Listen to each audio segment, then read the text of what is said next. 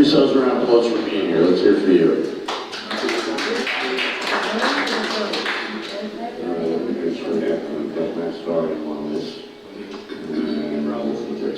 All right, well, welcome to my show. My name is Kurtz. I am going to be your entertainment for a little while. First of all, I want to make sure can everybody see me. I want to make sure you don't miss me in my jacket. I bought this in 1981 in a thrift shop in San Francisco for $21. Yeah? I had a special show, and this is a special show. The weird thing about it is when I bought it from, I turned it aside, people say I look like a baked potato with shoes. Is that rude? However, no butter. Well, my name is Perry Kurtz. That's Perry as in Perry Como, Perry Mason, Perry Winkle. And now there's a very famous rock and roll singer by the name of Katy Perry. I don't know if you've heard her yet. She's a big deal. Only she's a woman. I'm a man. Don't make me prove that. I proved it a couple of weeks ago, and she looked down and said, "Oh, you're Jewish." And now I know what I'm working with. Bunch of dirty ones. All right. That's as dirty as I'm getting. Well, my name is Perry Kurtz. I am 71 years old, and I'm not just here to entertain you. I'm also looking for a place to live. My big question is, how's the food? Yeah, all right. I did a show 2 weeks ago. I said, how's the food? They did, yes. I go, she didn't like it. I didn't like it at all. I said, at all? I said, at all. I said, all right, well, I won't be here just for that. But I'm very happy to be here. I'm originally from Philadelphia. Has anybody ever heard of Philadelphia? Philadelphia is one of the original cities, but they consider themselves modern and forward-thinking and advanced.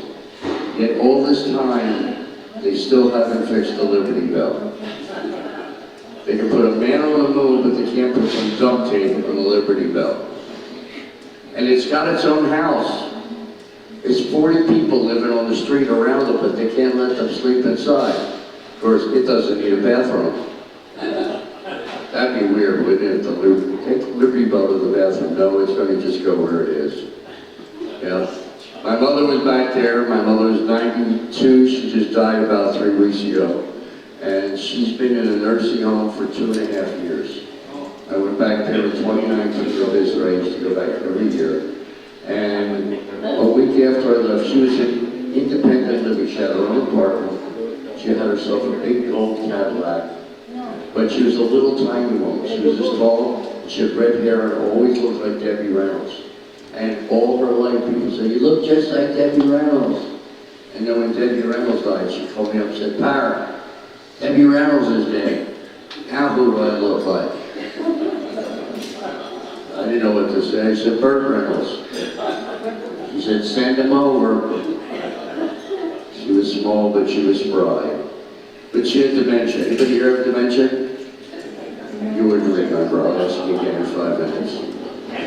Yeah, I've got it. You ever do this? You ever walk in a room and you open the door and you walk and you go, why did I come in here? And you start picking things up, hoping that it's going to spur your memory. Oh yeah, I came up for, coffee. Is it coffee or water? Yeah, I've got it too, so I know that. But she had her really bad. I would call her up on Zoom because it was easy to see her that way. You know what Zoom is? Basically, you look at each other on the computer and it's very, very live. Well, I would pop up on the computer and she'd say the same thing. Oh, hi, who are you? I'm Perry. Perry? I have a son named Perry. Yeah, Mom, I'm your son. Oh, I have 2 sons named Perry? No, Mom, just one. I'm the guy. She goes, oh. She looked down, and she looked up and go, oh, who are you? I'm Perry. How many Perrys do I have? Just one, I'm the guy. Oh, you look like the last guy that was here. Mom, I'm your only son. Really? Don't have another son? Yeah, his name's Victor. Well, where the hell's Victor? He's not here today, Mom. You guys can come in if you only saved a couple good seats up front. Look, she's dancing already. Get down. Get down. Get down. There will be a dance break later. We'll be dancing on the windows. Stick around for that. So, she was great. She was always very funny, but now she's passed. And I miss her greatly. But now you guys are here, so I got all of you. You can all be my parents. Why do you look so disgusted? I'm a good guy. I don't drink alcohol. I don't smoke cigarettes. I don't do drugs. And I've been married for 31 years in a row to the same woman consecutively. But we've been separated for 12 years. So I've been happy for 12 years. But when I met her in 1989, I just moved down here. See, I started comedy in Philadelphia 3 weeks after I gave up drinking. What had happened is I was in Atlantic City. Atlantic City is where you go for the shore. You've heard of the Jersey Shore. You would go to Atlantic City, and I would go down there to party and meet people. And I was sitting in a bar drinking double shots of Southern Comfort, chased with a Coke, no ice. Anybody drinks, you know that Southern Comfort is strong. It is pure sugar. That's what I was going for. I'm a chocolate junkie. When I was 10 years old, my mother found me on the floor of the kitchen, on my back, drinking Hershey syrup out of a can. All over me and the floor. So I grew up loving sweet things, and I gravitated to Southern Comfort. Well, I started drinking this big cowboy trucker with a giant cowboy hat. So I go, man, look at you, little man, drinking all right. Think you can drink more, little man? I said, sure, if you're buying. He bought me 6 more double shots of Southern Comfort. Yeah, that's 3/4 of a bottle. Now, I'm a little guy. I'm a little under 6 feet tall. I'll tell you when it's a joke. And he got up and left. And it finally hit me right after he got up. Because when he got up, I turned into liquid mercury and slowly slid off the stool until my face hit the floor.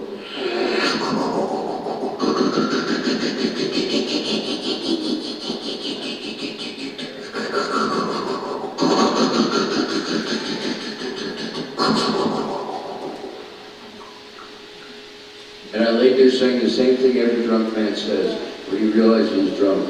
Well, I'm really drunk. It should be easy to pick up a woman now. Is it me or men just stupid? Even the guys go, yes, we are. Yeah, see, men are not as smart as women. That's why you have the babies.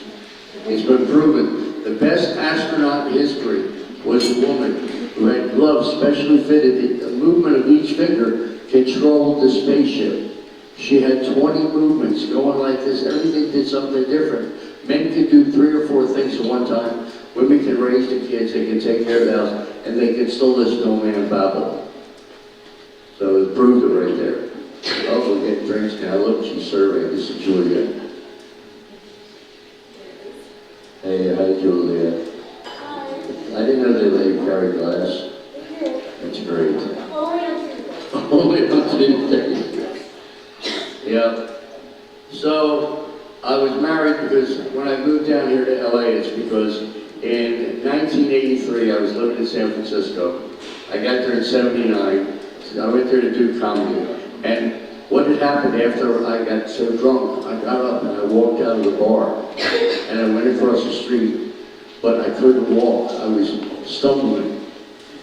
You ever see the drunks when they fall against the invisible wall and it stabilizes them? And I was fine. I kept walking. I go into the bar, everybody's dancing, I'm walking up to one and go,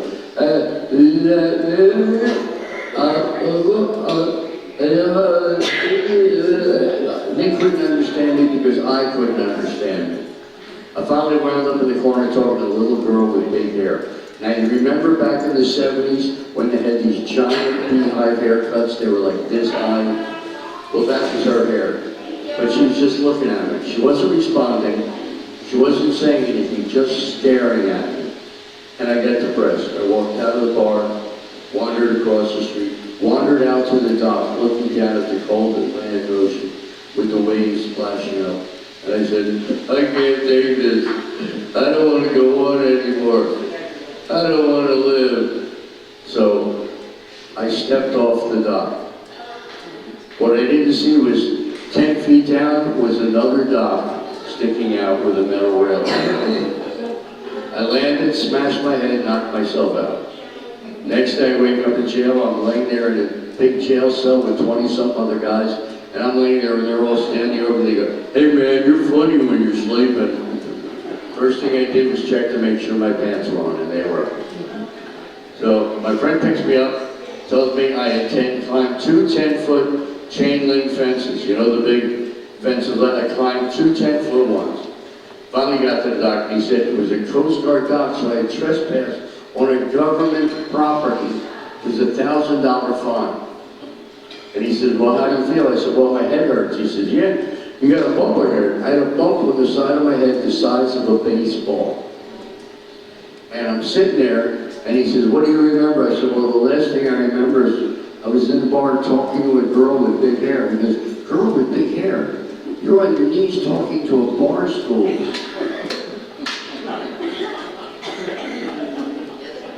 So I stopped drinking, and I have not had any alcohol since 1973. But 3 weeks later, I started doing comedy, was going up and back and forth to New York, and in '79, I moved to San Francisco where I met my best friend, a guy named Robin Williams. And him and I bonded instantly. We were doing improv together. So I was like, how are you? I'm okay. What are you talking about? Doing all these voices and stuff. A couple years later, I met Rodney Dangerfield. Became friends with him, started working for him. He was flying to New York 4 times a year for $2,500 a week for 5 nights of work. All expenses paid and a $100 credit card to get whatever I want. And hung out with him all week. Sweet man. But he didn't talk like that all the time. That was a character. It was like that. Talked in a normal voice. And then, in '84, I met Milton Berle.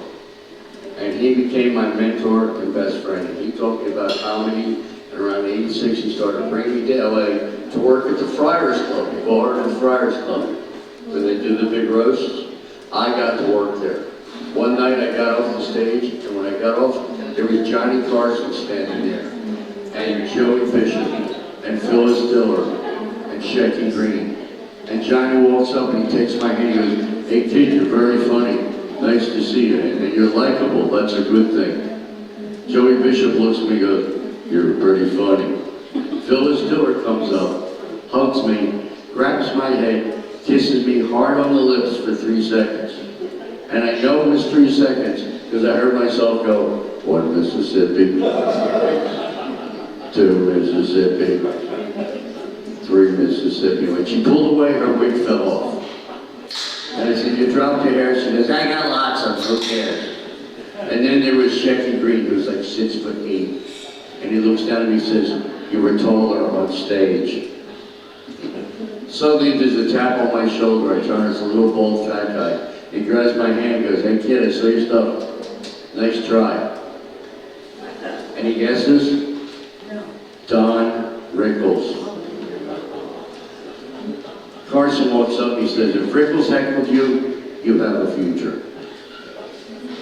So then Milton got me an audition at the Comedy Store, which everybody's heard of, everybody wants to work there. Next day, I went there and I did my audition. I got it on one audition. And Mitzi, the owner, comes up and he says, you're very funny. You're gonna work here now, so you're gonna have to move to Los Angeles. But you'll work here all week and you'll make about $1,000 to $1,800 a week in this building. I said, great. So I moved to LA. I moved down here, and about 3 weeks later, I met my wife online. We talked on the computer for about 20 minutes. Then she called me, and we talked for 40 hours in 3 days. And it's almost love her because she got that southern accent.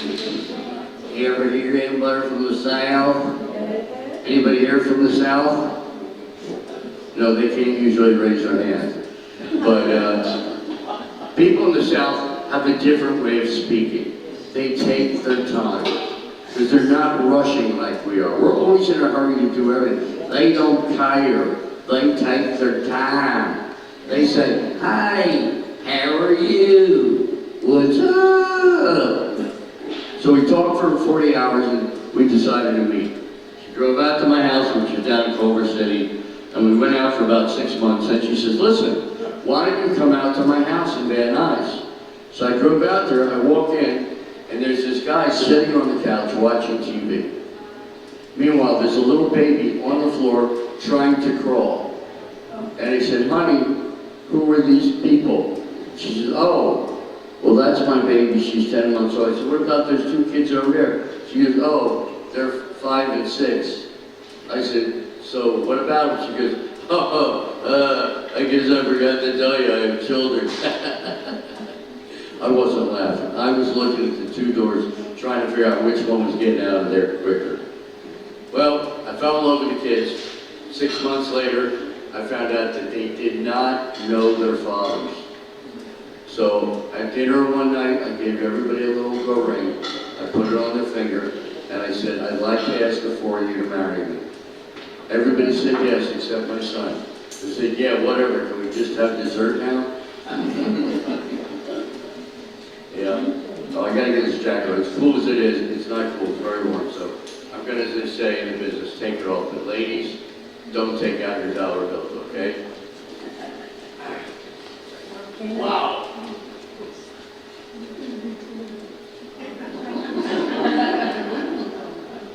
That's more than enough. Some of you may have been eating. That was great. I got a call from it. It's Dr. Ruth. Yeah, okay. All right, so, met the kids, fell in love, and we got married in City Hall in downtown. Now, anybody here get married in a fancy place and have a big wedding and have your friends and family over? Anybody? All right, now here's the thing. This is an interactive show. I can see you, but I can't hear you. And it's very important that I hear you. It's good for you, too, because, as I said, it's an interactive show. So what I want to do is ask you a couple quick questions, just to get you loosened up. If your answer is yes, I want you to go, hee-haw! All right? See, the women like it right now because women just like to make noises. So on the count of 3, everybody go hee-haw as hard and as long as you can. Ready? 1, 2, 3. Very good. All right. Remember, if your answer is yes, hee-haw. How many people are seeing me today for the first time? Good. How many have never seen me before? All right, I confused a couple people. How many people are here today? How many don't know where you are? He's the big one. How many really don't care at this point? All right, now I know I'm Hartsworth. Okay. Well, it's very important that you laugh out loud because laughter is good for you. I did some studies down in Florida at the Moffitt Cancer Center where we did comedy for terminal patients. We gave an hour and a half show, and we found that after the show, they were relieved of stress, tension, and pain for sometimes 2 days.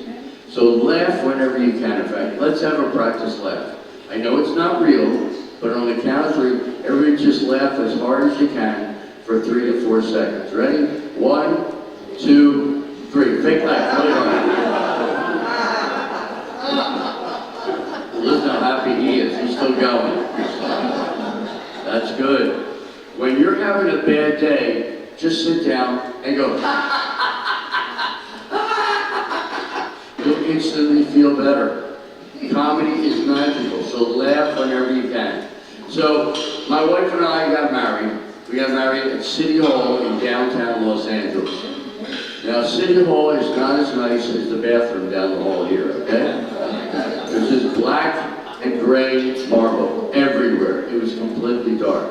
And I went up to the counter and I said, hi, we'd like to get married. I go, oh, you'd like to get married? Oh, we marry all kinds of people here. Now now the kids are hiding in the corner. He says, oh, have a seat, we call you when we're ready. So we sit there and we're waiting, and all of a sudden he goes, Sarah and Perry, please come in. We walk in, it's the same guy, only now he's wearing a judge's robe, speaking perfect English. The accent had gone out the window. And he gets to the end, he goes, now, Sarah, you take Perry to be a lawfully wedded husband? She goes, I do. And he goes, and Perry, do you take these people to be your family? I said, why not? I'm here, right? And he goes, okay, I now pronounce you man and family. You may now hug your family. And he just walked out on like he didn't know what to do. So we decided to hit the road because comedy was dying in LA. And we decided to travel across let me start over. Start on the road. And the first place we hit when we left town was Barstow. Yeah. Wasn't funny to us, I'll tell you that much. How many people have been to Barstow? How many were happy you got out? It's a horrible town. I don't want to say there's a lot of inbreeding there. But we met people whose wife was also his sister and his daughter at the same time. We had more teeth than the whole city put together. It was terrible. But we got out of there, we went through the country, we stopped off in Texas, we went through Houston, we went through Dallas, we went into Arkansas, we went to Mississippi. Mississippi, I love the way people talk from Mississippi. Hi, how are you? It's not 3 syllables, it's 5 syllables. Welcome to Mississippi. And you just back away from these people because you don't know how yet. Went through Florida and we wound up settling in South Carolina, which is where my wife is from. We moved right across the street from her father. We lived in a triple wide trailer. Not a double wide, triple wide. This room would be a double wide. Ours was wider. We had 5 bedrooms. So we had my bedroom and we had 4 bedrooms for the kids. So they each had that and a playroom. And our bathroom had a giant hot tub, which is great because when you get away from kids, something you can really use is a hot tub. And the rent was $375 a month. That included utilities. But right across the street was my wife's father, Jimmy, a good old boy. He was 6'8", but everybody in town knew him. Now this was a small town, 197 people, and everybody was related to my wife. One day he decided to throw a barbecue for everybody. So he threw a barbecue, and everybody in town was there.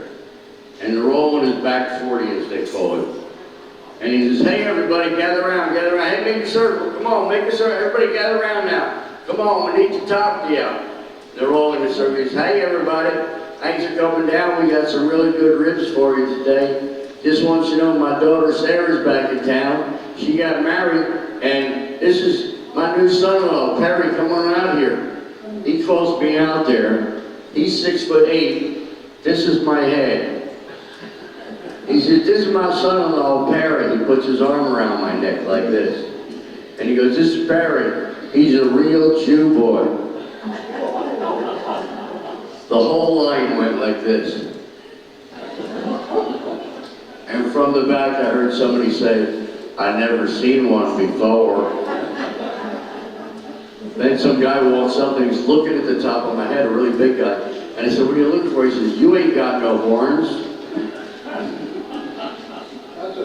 Yeah, I told me shaved those off in the 1600s. But they were very nice. They always brought food to us, brought us breakfast, lunch, and dinner. But to be safe, I had my wife taste it first. Remember the kings always had a taster? I did too, it was my wife. But they were very nice. And from there, we went up, drove all the way up to Boston, worked at the comedy clubs up there, drove back down, went out to Texas, down to Dallas, and down into Florida, and back up to Panhandle. And we did that for 2 years, and then we drove back here because My wife gave me a shock one day. She says to me, listen, come on in the bedroom. And I'm, oh, okay.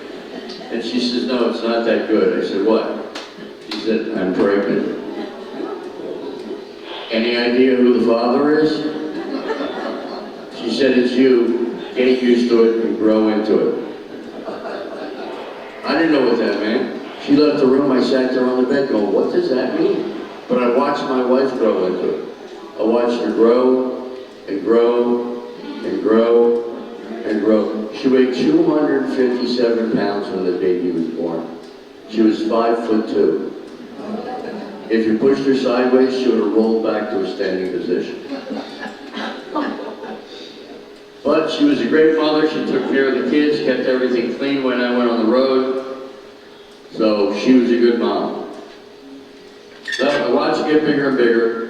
And then finally, she said, all right, we gotta go to the hospital. I'm having the baby. We went to the hospital. The doctor said, Mr. Kurtz, your wife's having a cesarean, but you're welcome to come in after we take the baby out of her. So I'm sitting there nervous, just shaking. The kids are with me. I go, you guys just stay here. I go in there and they come over and they give her the baby to me, and the baby's this big. And I'm holding her, looking at her, I'm crying, going, this is the most beautiful thing I've ever seen in my life.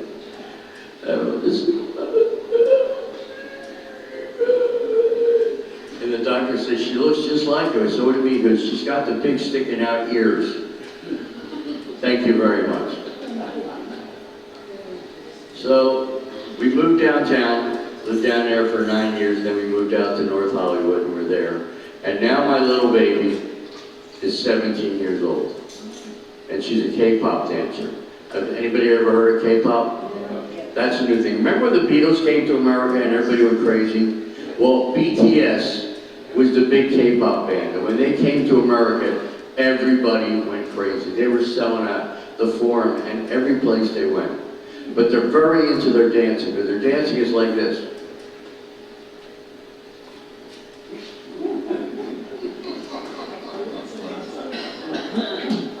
So I've always danced like that, because I'm a freak of nature. I used to dance on American Bandstand in 67 and 68, because they had moves. So the way they would start each shows, they would do a close-up, they'd start the music and the credits would come up, and they would do a close-up of my feet dancing across the floor. Then they'd show somebody else. Then they'd come back and they showed this much of me. I'm wearing a black suit, white shirt, and black tie. Then they pull back and you can see my whole face, and I'm dancing with a 6-foot blonde. They opened the show, every show like that for 2 years. Oh God, those girls were exhausting. Well, I mean, they danced a lot. Yeah, so we got married. Now my little baby is a big K-pop dancer. She danced at the, the anime convention about a month ago at LA Live for 20,000 people. This is her glamour shot. And this is the way she likes to look now. She actually looks human. Isn't that amazing? It's great. When we go out, people say, when we're out there, they go, is this your grandpa? Yeah. And she goes, no, this is my dad. He made me. Thank you, baby. I appreciate that. But I love my baby very much.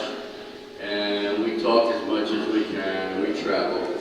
And what's amazing is that I've gotten here. I mean, have you ever woken up in the morning and said, oh, I'm still alive? Or you wake up and go, damn it, I gotta do this crap all over again? I think we both say both of those, right? Anybody ever wake up and go, hey, I'm happy to be here? No, they're not in attendance, that's what I thought. But the bottom line is, you gotta try and be happy. Do things to make you happy. Singing is good. And keep your brain working. Anybody play bingo here? No. Anybody a winner at bingo? Yeah. One person said yeah? How much did you win? Nothing? You don't get anything when you win here? What, they just let you go back to sleep? Wow. Well, see, bingo is good for you because number one, it makes you move your eyes, which means your brain's working. Number 2, you have to find the number, which means your brain's working. And number 3, you have to take your hand, try and get the chip on there, or hit the button without knocking it off the table, which again means your brain is working. And your brain is the most important component in your body, because that makes everything else work. So keep it working. Don't just lay around in your rooms and stare at the TV all day. Because they've proven that the boob tube makes your brain stop. Because you don't have to think. And you want to keep your brain walking. If your brain walks, your body will follow. So keep your brain going. Talk to each other. That's another great thing that's good for you. You're in the hallway, you can see somebody come toward you. Hi, how are you doing? Hey, what's new? Where are you going right now? What do you do? Talk to each other. It activates the brain. Because if you don't, your brain just... And then you wind up looking like me. So keep your brain going. Because you don't want to wind up looking like me. And try to stay busy, try to stay active. Another thing, once you hit 50, your body runs out of vitamin D. And the thing you get vitamin D from is the sun. So if you get outside every day and just get 10 minutes of sun, I'm not saying go out and get yourself a tan, because that's not healthy either, but just go out and sit in the sun for 10 minutes a day. It will reactivate the vitamin D, which keeps your brain more functional. It helps you to think better. How many people here still think? How many people don't think you think? How many people are too tired to raise their hands at this point? Anybody still here? Do we have anybody celebrating a birthday last month, this month, or next month? Any birthdays in the room? Right there? You had to ask her if you have a birthday? You. Yeah, you. You had one this month. Well, that was a good last month. All right, what's your name? Martha. And where are you from? Martha. New York. New York. You speak very well for New York. I've been practicing. You've been practicing? Oh, speaking. I didn't know what you were talking about. How long have you been in Los Angeles, the LA area? About 9 months. 9 months? Where were you before you came here? Florida. Florida. All right, that's where all the Jews go to die. But you got out. Oh, I know, I've been there. They tried to keep me from leaving. They said, stay here, save time. So what did you had a birthday, and what was the actual date of the birthday? The 25th. 25th, that was in July, I assume. Yes. And how old did you become? 64. 64. When I'm 64, that's right. The Beatles wrote a song about you. You're very popular. That's great. And have you been married? Yes. And are you still married? No?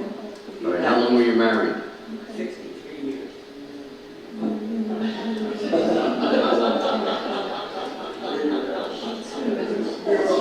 You met him when you were a year old? Yes. You got married when you were a year old? Is she doing Quaaludes or something? I mean, what? Wow, if you got an extra one, I'll take you onto the road. Jeez. I used to love Quaaludes.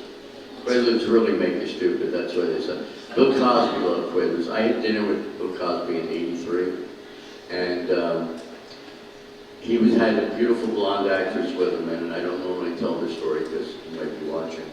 And she got up to go to the bathroom, and when she went to the bathroom, yeah, so I was playing in Valley Forge one time, and he just plops a pill into her drink, and he swirls it up, and she comes back, she drinks, and he's talking all the way, she's like, hey honey bud, hey sweetheart, hey darling. He was a real pig, he was. Well, the actress just goes to sleep at the table.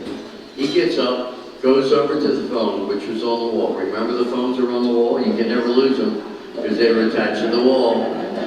Do you remember party lines? Anybody remember that far back? You pick up the phone and your neighbor's on the phone. Hi, this is 1040. Can you call me when you're done?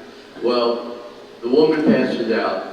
He gets on the phone, calls his henchman, a black limousine pulls up. The guys in suits come out, they pick her up, and they're carrying her straight up, and one swinging her right arm around, like this. He just let them going, put me down, let me go, like she's still awake.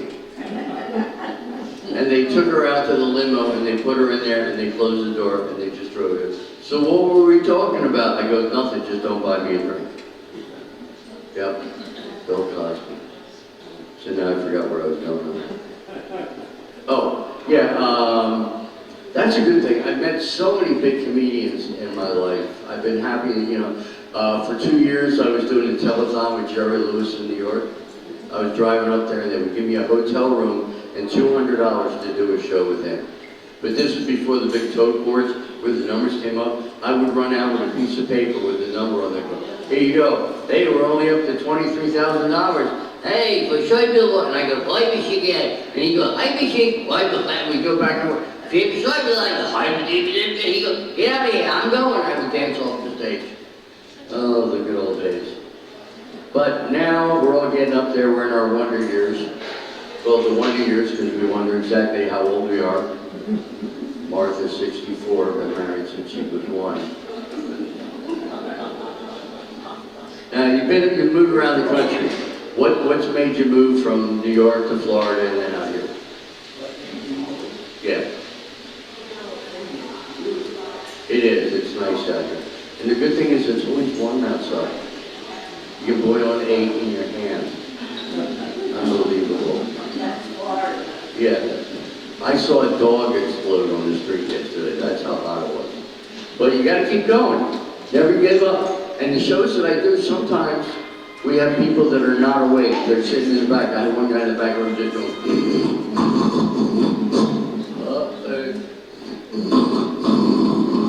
Sometimes I come in and people see me and they turn up their hearing aids. Then they hear me and they turn them down. I like you guys. Now, do we have anybody else with a birthday besides Martha? Last month, this month, or next month? Anybody? Lady over here. And what's your name, darling? Beverly. They named a street after you here in LA. And the city, Beverly Hills. Now, where are you from originally?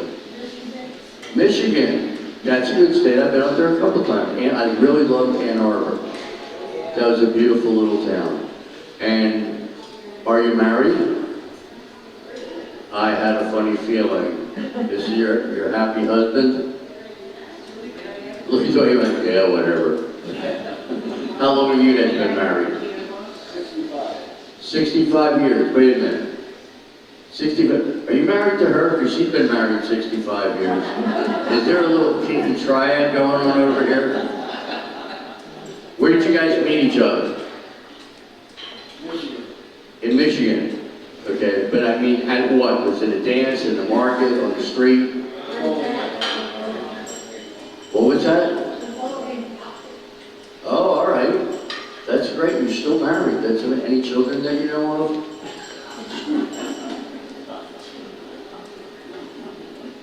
One child. All right. And how old's the child? 57. Does he come see it? That's good. All right. Yeah. That's good. And when is your birthday? Hers. Yesterday. How old did you become? A year older.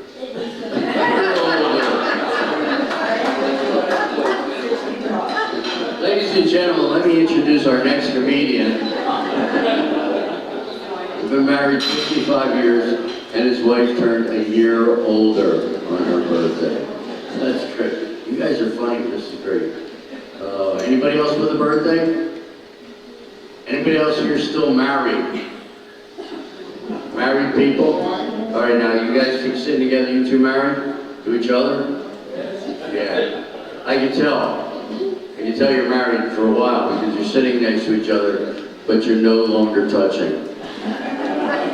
That's in the beginning of a relationship. Remember that? You're just letting each other's hands at the table or bumping. But after a while, you sit at different ends of the table. It's like, you know what you want? Order your own stinking drink. That's it. That's great. Anybody been married over 65 years? How long have you been married? 71 years. That's great. And where did you guys meet each other? Uh-oh. In an escape room?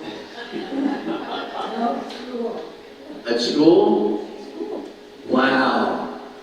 you made it so you learned a lesson to stay married, because divorce is a horrible thing. It really is. Well, that's great.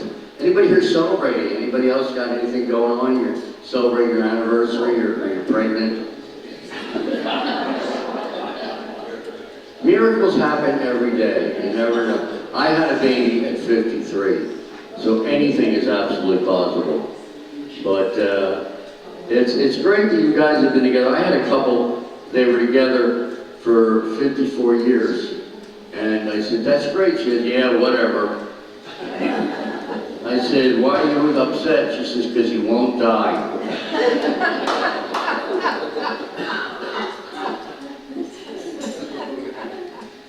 You know, I've heard worse. I've heard worse. I once had a lady at a convalescent home. Everybody was in wheelchairs, so they couldn't leave by themselves, which was good. And I said, anybody got a birthday here? She says, I do. I said, what's your name? She said, Ida. I said, Ida? Ida. Where are you from, Ida? She goes, Chicago. I said, so you're Ida from Chicago? She says, yeah. I said, when's your birthday? Today's my birthday. And I go, well, I'm asking because they didn't tell me. I go, how old is she? She goes, 105.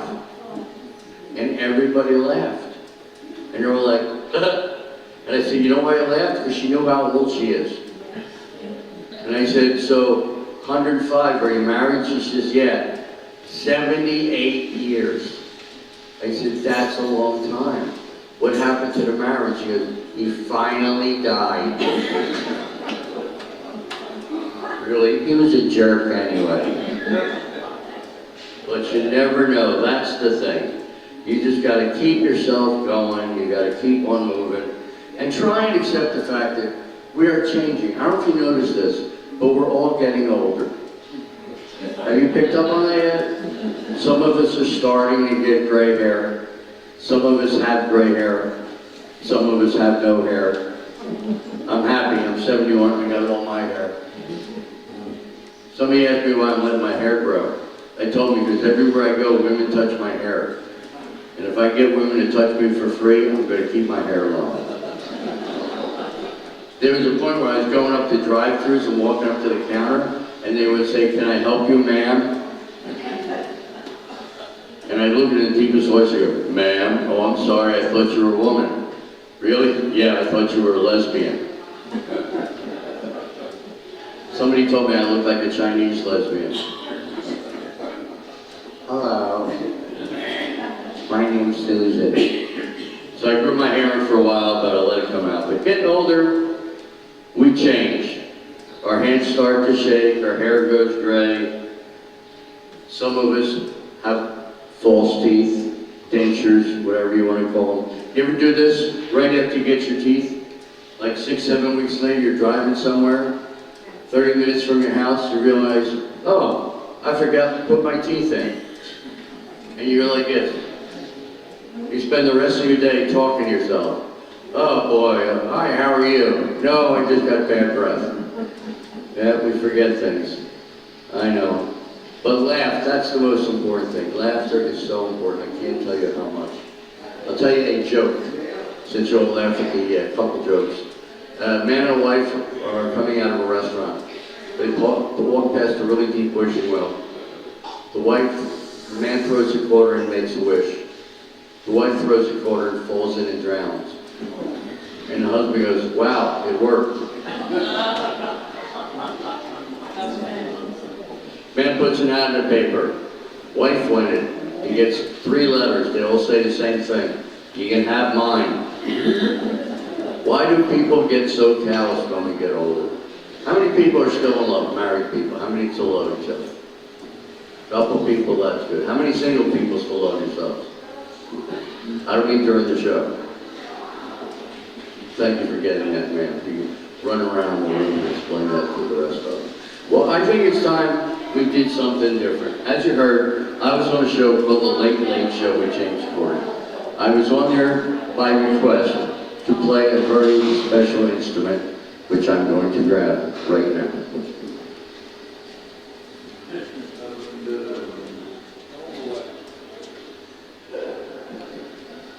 This is called a keytar.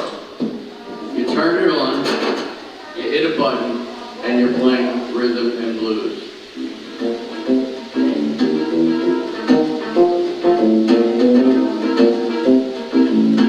It's all built right in, and you can play along.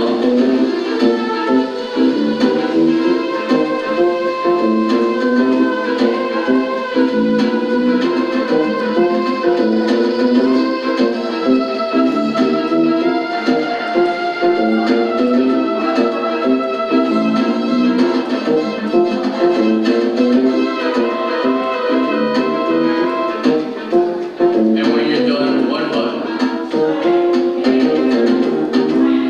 Ain't that cool?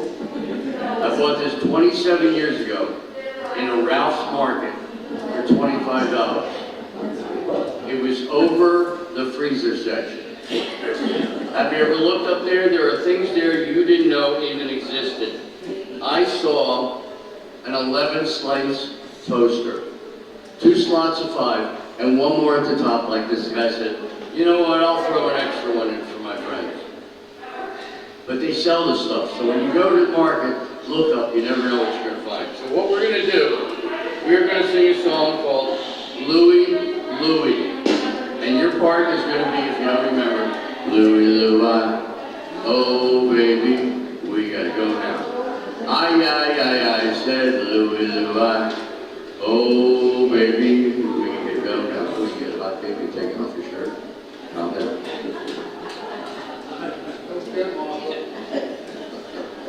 She's wild.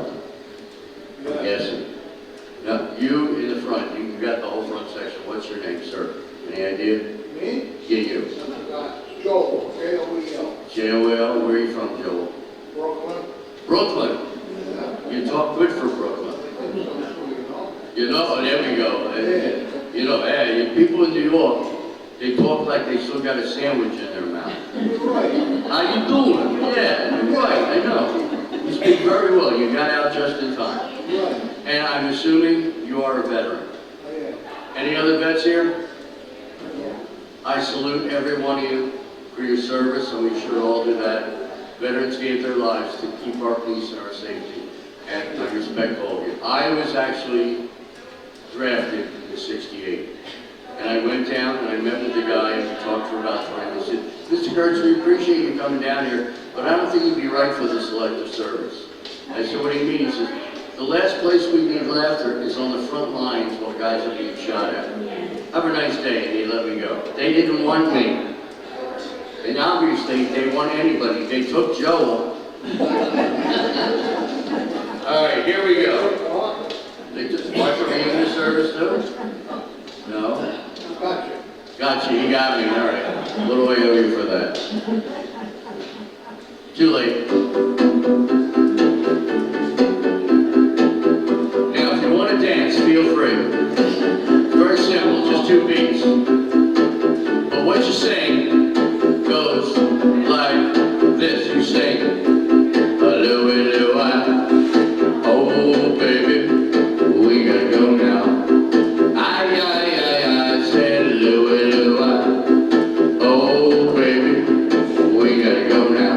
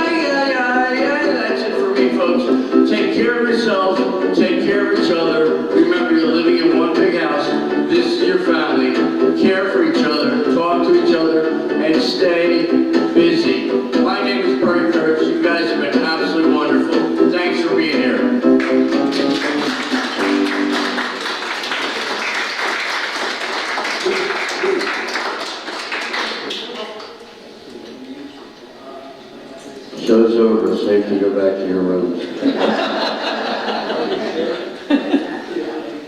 Oh, it's happy hour. Oh, it's happy hour. And Martha started an hour ago.